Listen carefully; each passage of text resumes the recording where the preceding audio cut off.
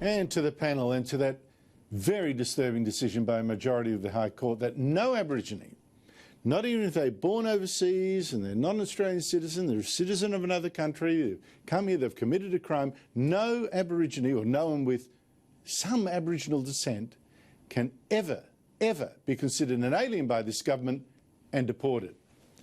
A ruling that anyone identifying with this one race now has this legal protection that is unavailable to anyone of any other race. Joining me is Labor Senator Kimberly Kitching and Liberal Senator James Paterson. James Paterson, your reaction? This is an extraordinary decision by the High Court in every sense of that word. If it's followed through to its logical conclusion, it will have profoundly far-reaching consequences for public administration and legislation in this country.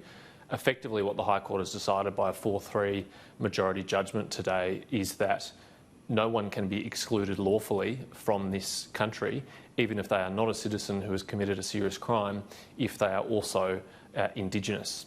That also means that effectively the Parliament has been prevented from making laws about this category of people if it comes to the matter of exclusion. And I worry, Andrew, what the ultimate consequences of that will be. Kimberly, does anything in this judgment trouble you like it troubled the Chief Justice herself? Look, I think the thing we have to remember is that it is the High Court's job to make decisions on very complex matters. By the time matters get to the High Court, they are usually involve a complexity of legal issues. And I think that we have to respect the rule of law and the separation of powers. I mean, the High Court makes those decisions. I accept the rule of law and the separation of powers. I accept all that. This decision, does this trouble you? Well, I think that this decision, and I don't know whether it's appropriate to comment on Mr Love's circumstances because they seem that they're going to be subject to further proceedings, so I don't really want to comment on that. But what I would say, Andrew, is that, of course, even when the High Court makes a decision that seems counterintuitive or perhaps unpopular, we have to remember that they are making that decision free from any influence from either elected representatives or from from the media or from people. They make a decision based on the law, and they've based this decision on the Mabo number 2, the Mabo decision. And I think that they've followed through on the precedent. I think that what we will see later on this year, at some point this year, the High Court is going to make a decision on Cardinal Pell's case. Okay. And that will be unpopular in some quarters. It will be supported in others. We don't know what that decision is, and that's appropriate. I was reluctant for that reason to get the High Court offside by going at this decision. But James, Kimberly said, it's based on the Mabo decision.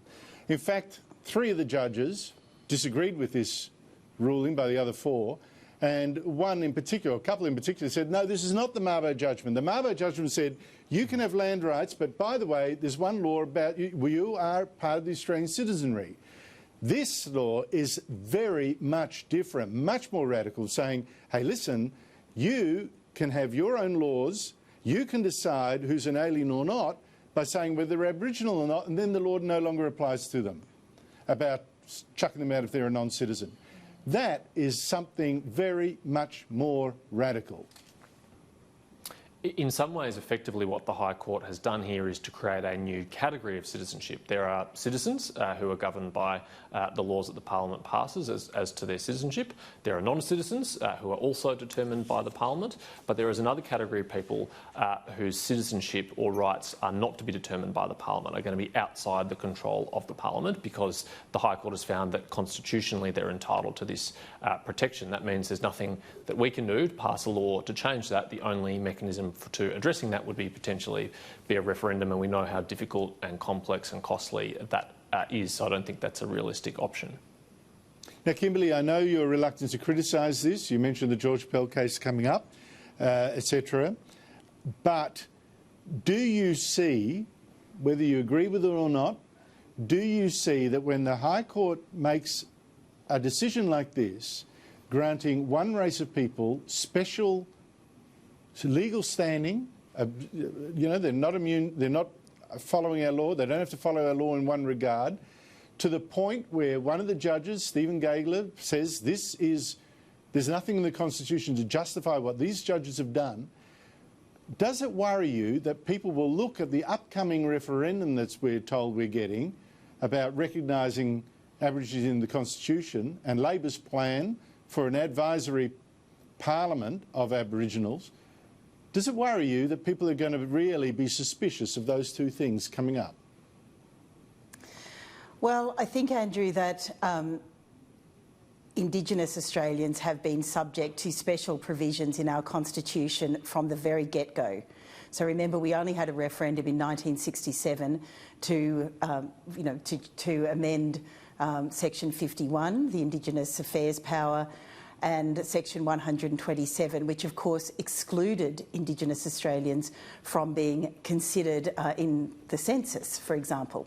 So we are still dealing with that history. What I do prefer to do is to be positive about this. And Novus Paris recently said, don't consider, if you value us as Indigenous Australians, don't consider that you are losing your 230 years of history, but rather that you are gaining 50,000 years of history. And I think that's a good way of looking at this. We want people I don't think so. to I think that's come just together. Poetry. I think it's got nothing to do with the fact that legal rights will then follow from such a call, and the High Court has proved that it can find new legal rights out of, well, according to some judges, out of nothing. And declare some people on the grounds of the race having different legal status to the rest of us. It is not just poetry about recognising previous years of history. I recognise previous years of history. And by the way, James, this thing about an Aboriginal elder can now decide you're Aboriginal and therefore you can't be thrown out of the country even though you're non-citizen because I say you're an Aboriginal elder. Who chooses an Aboriginal elder? How does that process actually happen? I mean, you've got someone saying that even, Bruce Pascoe is an Aborigine, which is a shock to anyone that's studied the birth certificates. How does this process work, and should it be formalised?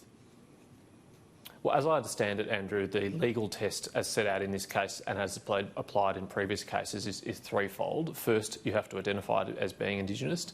Second, you have to be recognised by other Indigenous communities as Indigenous. And third, you have to have some sort of Indigenous ancestry or heritage that you can point to. I mean, my view generally on people's identity is it's completely a matter for them how they wish to identify, whether that's on their race or their sexuality or their gender or any other question. That's completely up to them.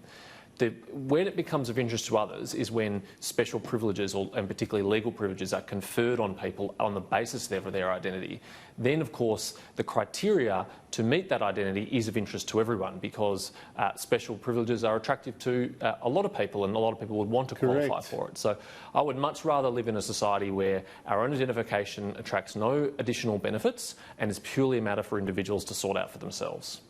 Absolutely correct. Kimberly, I was intrigued. I was worried, a story we did yesterday, right, that we have the CSIRO funding a centre looking at stuff about useful for submarines, about, the ocean and all that. It's also funded by a laboratory in China with military links, right? Here we have a thing about, is the CSIRO actually funding research that the Chinese military could use to make their submarines better, which is obviously a very bad thing to happen given that they are essentially hostile to us.